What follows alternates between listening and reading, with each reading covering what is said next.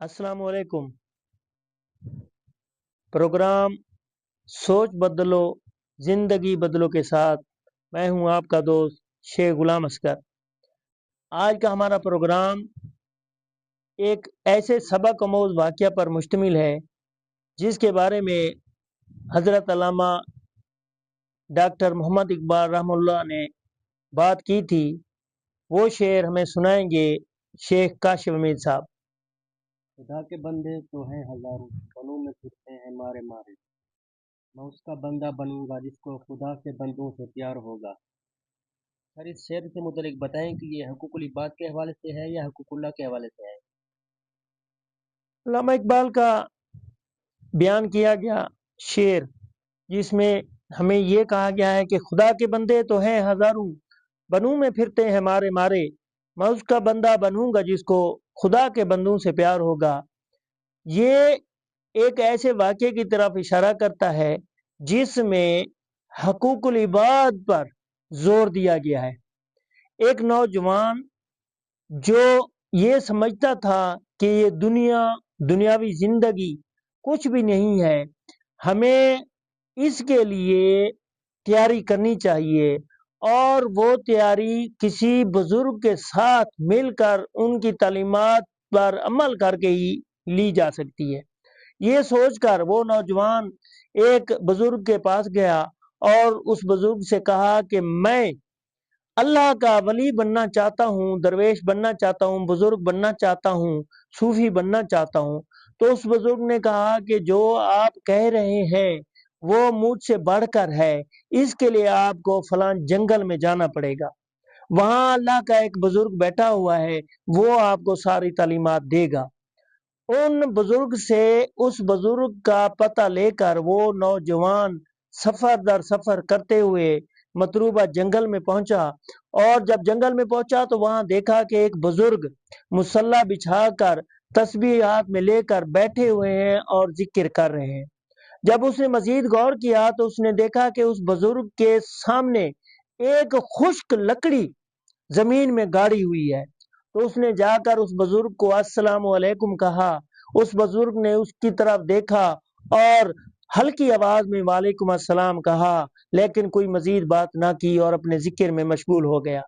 دوسری بار بھی اس نوجوان نے وہی بات کی کہ السلام علیکم، پھر اس بزرگ نے اس کی طرف دیکھا اور ہلکی آواز میں وعلیکم السلام کہہ کر پھر اپنے ذکر میں مشغول ہو گیا۔ نوجوان نے جب یہ صورتحال دیکھی تو اس نوجوان نے، کیونکہ اس نے اسی بزرگ سے علم سیکھنا تھا، اسی بزرگ کی نقل کرتے ہوئے اس نے مصلی بچھایا، تسبیحات میں لی اور اپنے سامنے بھی ایک خشک لکڑی زمین میں گاڑ دی۔ ابھی اس نوجوان کو بیٹھے ہوئے بزرگ کے ساتھ چند ہی لمحات گزرے ہوں گے کہ اس نے جنگل کی طرف سے چیخ و پکار کی آواز سنی، جو کہ کسی انسان کی آواز تھی اور وہ مدد کے لیے پکار رہا تھا۔ اس نوجوان نے اس بزرگ سے کہا، اے بابا جی، اے پیر و مرشد، جنگل سے آوازیں آ رہی ہیں، آپ کیونکہ پہلے سے اس جنگل میں موجود ہیں، اس کے چپے چپے سے واقف ہیں، میں نیا ہوں، مجھے نہیں پتا کہ یہ کون ہے، کس چیز کی کس لیے پکار رہا ہے۔ تو اس بزرگ نے کوئی جواب نہ دیا اور ذکر میں مشغول رہا۔ نوجوان یہ دیکھ کر مصلی سے اٹھا اور جنگل میں چلا گیا۔ جب وہ جنگل میں پہنچا تو اس نے دیکھا کہ ایک اونٹ بیٹھا ہوا ہے اور اس اونٹ پہ لدا ہوا سامان بکھرا پڑا ہے، اور ایک آدمی اس اونٹ کے ساتھ بیٹھا ہوا رو رہا ہے۔ جا کر اس نے دعا سلام کی، اس کے بعد اس آدمی سے پوچھا کہ کیا معاملہ ہے، کیا مسئلہ ہے۔ اس آدمی نے کہا کہ ہمارا قافلہ تجارت کا مال لے کر دوسرے ملک کی طرف جا رہا تھا، یہاں پہنچ کر میرے اونٹ کی ٹانگ ٹوٹ گئی اور اونٹ بیٹھ گیا، میرا قافلہ میرا سامان نہیں لے جا رہا تھا، وہ سب چلے گئے مجھے اکیلا چھوڑ کر، اس لیے میں اس جنگل میں رو رہا ہوں اور اکیلا بیٹھا ہوا ہوں۔ جب یہ بات اس نے سنی تو اس نے کہا کہ قافلے کو گئے ہوئے کتنی دیر ہوئی ہے؟ تو اس تاجر نے کہا کہ کچھ ہی دیر ہوئی ہے، وہ قافلہ چلا گیا ہے۔ وہ نوجوان بھاگ کر اس قافلے کی طرف گیا اور تھوڑی دیر میں قافلے تک پہنچ گیا۔ قافلے والوں سے پوچھا کہ تمہارا امیر قافلہ کون ہے؟ انہوں نے ایک بزرگ کی طرف اشارہ کیا کہ ہمارا امیر قافلہ یہ ہے۔ وہ امیر قافلہ سے ملا اور امیر قافلہ سے کہا کہ آپ اپنے ایک ساتھی کو، ساتھ کے تاجر کو چھوڑ کر جا رہے ہیں، وہ تو اکیلا جنگل میں مر جائے گا۔ اس کا کوئی ساتھی مددگار نہیں ہے، آپ اس کے ساتھی مددگار تھے، آپ تو جا رہے ہیں۔ تو اس امیر قافلہ نے کہا کہ ہم کیا کریں، اس کا 40 من وزن ہے، ہم اپنے اونٹوں پر بھی 40 من وزن لے کر جا رہے ہیں، ہم اس کا وزن کیسے اٹھائیں، کوئی نہیں اٹھا سکتا۔ تو اس نوجوان نے اس امیر قافلہ سے کہا کہ ہاں یہ ناممکن ہے کہ سارا وزن ایک ہی اونٹ پر لاد لیا جائے، لیکن یہ تو ممکن ہے کہ آپ کے قافلے میں 40 اونٹ ہیں، ایک ایک من کر کے اگر آپ اپنے اونٹوں پر لاد لیں تو اس کا وزن بھی تقسیم ہو جائے گا، وہ بھی تاجر بھی آپ کے ساتھ شامل ہو جائے گا اور کسی کو پریشانی بھی نہیں ہوگی۔ اس امیر قافلہ کو یہ بات سمجھ آ گئی، اس نے قافلے کا رخ واپس موڑا، جنگل میں پہنچا، من کے حساب سے اس کا وزن تقسیم کر کے اپنے اونٹوں پر لادا، اسے ساتھ لیا اور سفر کی طرف روانہ ہو گئے۔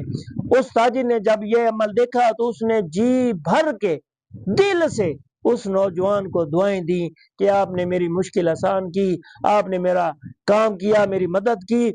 جب وہ یہ دعائیں لے کر واپس اس بابا جی کے پاس آیا جہاں مصلی بچھا کر وہ بیٹھا تھا، تو یہ دیکھ کر حیران ہو گیا کہ جو خشک لکڑی اس نے ابھی زمین میں گاڑی تھی وہ خشک لکڑی ہری بھری ہو گئی تھی۔ اس نے حیرانگی سے اپنی لکڑی کو دیکھا اور فوراً جا کر بابا جی کا کندھا ہلایا اور کہا بابا بابا دیکھو یہ کیا ہو گیا، میں نے جو ابھی خشک لکڑی زمین میں گاڑی تھی وہ سر سبز ہو گئی ہے۔ یہ سنتے ہی اس بزرگ کی آنکھیں کھلی کی کھلی رہ گئی اور وہ اٹھ بیٹھا اور کہا کہ تم نے ایسا کیا عمل کیا ہے جس کی وجہ سے تمہاری یہ لکڑی سر سبز و شاداب ہو گئی ہے۔ تو اس نوجوان نے اس بزرگ سے کہا بابا پہلے آپ مجھے بتائیں کہ آپ یہ عمل کیا کر رہے تھے۔ اس بزرگ نے کہا کہ میں یہاں جنگل میں 7 سال پہلے آیا تھا، میں 7 سال سے اسی جنگل میں بیٹھا ہوا ہوں، اللہ کی عبادت کر رہا ہوں، ذکر اذکار کر رہا ہوں۔ میں نے اپنے اللہ سے ایک وعدہ کیا تھا کہ یا اللہ میں اس وقت مانوں گا کہ یہ میری عبادت قبول ہو رہی ہے جب یہ خشک لکڑی سبز ہو جائے گی۔ مجھے عبادت کرتے ہوئے 7 سال ہو گئے ہیں لیکن میری لکڑی خشک سے سر سبز نہیں ہوئی، تمہارے اس ایک عمل نے ابھی ابھی تمہاری خشک گاڑی ہوئی لکڑی کو سر سبز کر دیا ہے۔ اب مجھے سمجھ آئی ہے کہ اللہ کی عبادت کے ساتھ ساتھ اللہ کی مخلوق کی خدمت کرنے سے بھی اللہ راضی ہوتا ہے۔ یہ وہ واقعہ تھا جسے سن کر علامہ اقبال نے یہ شعر کہا تھا کہ خدا کے بندے تو ہیں ہزاروں، بنوں میں پھرتے ہیں مارے مارے، میں اس کا بندہ بنوں گا جس کو خدا کے بندوں سے پیار ہوگا۔ تمام دیکھنے اور سننے والے احباب سے گزارش ہے کہ آئیے ہم اپنی سوچ بدلیں، کیونکہ سوچ بدلے گی تو زندگی بدلے گی۔ اگر ہم صرف اللہ کے حقوق و فرائض جو ہیں اللہ کی عبادت کرتے رہیں گے اور اللہ کی مخلوق کی خدمت نہیں کریں گے، اللہ کی مخلوق کی بھلائی کے بارے نہیں سوچیں گے تو یہ ایک حصہ پورا ہوگا۔ اور اگر اسی طرح ہم صرف مخلوق خدا کی خدمت کرتے رہیں گے، اللہ کی جو حقوق ہیں حقوق اللہ ہیں وہ ادا نہیں کریں گے تو پھر بھی یہ ایک حصہ رہے گا۔ کامیاب شخص وہ ہے جو حقوق اللہ بھی ادا کرے اور حقوق العباد بھی ادا کرے۔ اس پروگرام میں پھر وہی سوال گزارش دوستوں سے کہ آپ ہمیں آگاہ کیجئے کہ ہمارا یہ پروگرام سوچ بدلو زندگی بدلو آپ کو کیسا لگ رہا ہے۔ اسے مزید بہتر بنانے کے لیے آپ کے تاثرات، آپ کی رائے کا، تجاویز کا ہمیں انتظار ہے۔ اسی طرح کے بہترین واقعات، سبق آموز اگر آپ